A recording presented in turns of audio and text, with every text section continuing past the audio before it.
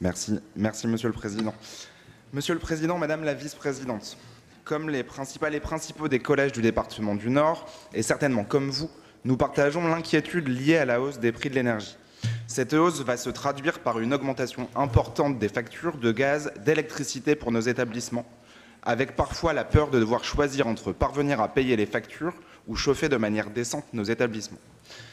Nous nous félicitons de l'annonce du département de compenser à l'euro près les factures d'énergie des collèges avec près de 5 millions d'euros de dotation complémentaire. Mais compenser ne suffit pas. Nous avons à la fois besoin d'un véritable plan de sobriété et d'un plan d'investissement qui permettront de faire face aux changements climatiques et aux événements géopolitiques qui impacteront durablement notre façon de vivre. Anne-Nicolas Jacques vous l'a rappelé en juin, les investissements dédiés au collège ne suffiront pas à répondre aux besoins.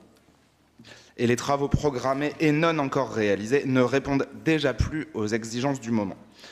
Depuis, nous avons vécu un été qui nous a poussés dans nos retranchements. Températures records, méga-feux, sécheresse intense. Un été qui, pour beaucoup, est celui de la prise de conscience. Un été qui a vu advenir ce que les écologistes annoncent depuis des décennies.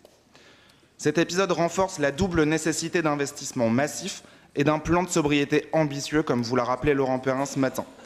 Nous devons renforcer les moyens dédiés à la rénovation thermique des collèges, au remplacement des systèmes de chauffage et au déploiement d'énergies renouvelables sur les bâtiments. Nous devons nous aligner sur l'objectif de baisse de 10% des consommations d'ici un an. Nous vous invitons également à élargir ce sujet à tout ce qui nous permettra de répondre aux besoins de la planète et de nos élèves.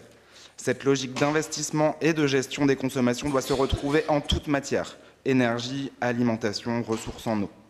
Nous savons que vous êtes attachés à la maîtrise des coûts. Mais investir aujourd'hui massivement dans la transition écologique des collèges, c'est éviter d'avoir à compenser et donc à payer plus cher demain. Je vous remercie.